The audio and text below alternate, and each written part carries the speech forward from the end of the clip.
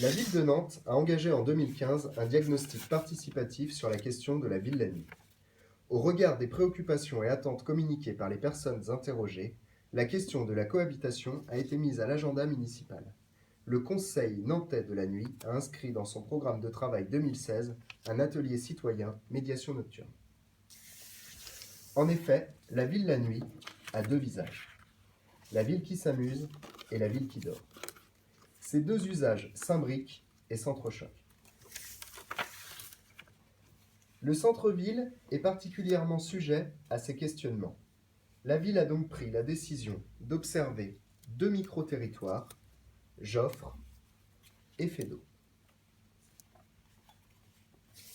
De février à juin 2016, 16 personnes habitant ou fréquentant les quartiers choisis ont rejoint la démarche et se sont réparties sur les deux secteurs. Parmi celles-ci, des habitants, commerçants, usagers, collectifs ou associations. Quels étaient les enjeux ? Les participants à l'atelier citoyen ont travaillé autour des trois questions du mandat. Que serait une bonne cohabitation ? Qu'est-ce que chacun sera en mesure de faire pour la favoriser ? Des aménagements pourraient-ils être apportés ?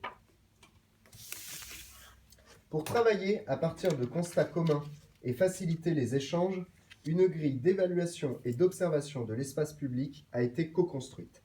Cet outil de travail a été utilisé par les participants lors de 2 immersions sur Joffre et Feydeau entre 21h et 4h du matin. Il s'agissait de qualifier par exemple la qualité de l'éclairage, la bienveillance ou l'entraide entre les noctambules, la propreté de l'espace public, le volume sonore, la sécurité ou le sentiment d'insécurité, ou encore les zones de miction.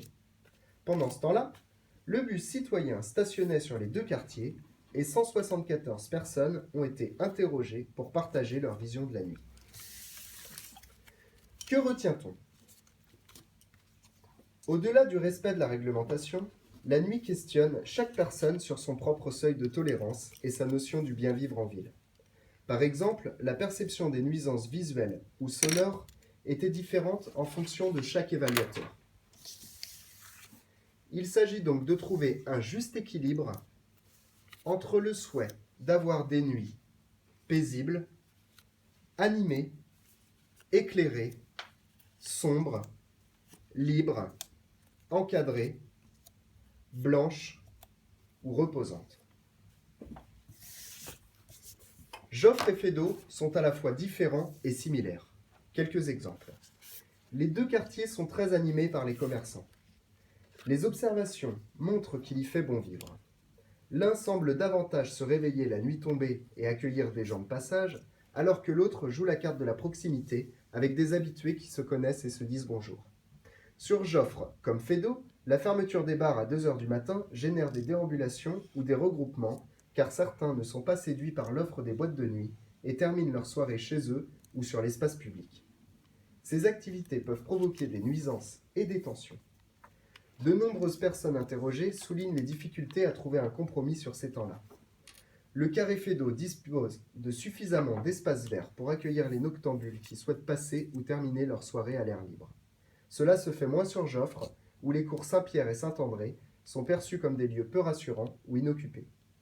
De plus, aucune toilette publique la nuit n'est ouverte sur les deux quartiers. Les mictions à l'angle des rues peuvent nuire au bien-être quotidien des résidents des deux quartiers. Certains trouvent la station commerce peu sécurisante et préfèrent rentrer chez eux à pied plutôt que d'attendre le bus ou le tramway. Les personnes interrogées se sentent davantage en sécurité à Joffre. Mais comment améliorer la cohabitation alors ? Dans un premier temps, l'ensemble des participants a co-construit une définition de ce que serait une bonne cohabitation. C'est apprendre à vivre ensemble en tenant compte d'un certain nombre de réalités ou de représentations potentiellement contradictoires, mais toutes légitimes. Ils ont également souligné le besoin de chacun d'être acteur pour améliorer le vivre ensemble ou bien vivre en ville. 31 préconisations ont été formulées. Quelques exemples clés issus des propositions. Favoriser le dialogue entre les acteurs. Expérimenter les horaires libres d'ouverture et de fermeture des bars. Ouvrir des équipements publics la nuit et proposer des offres alternatives.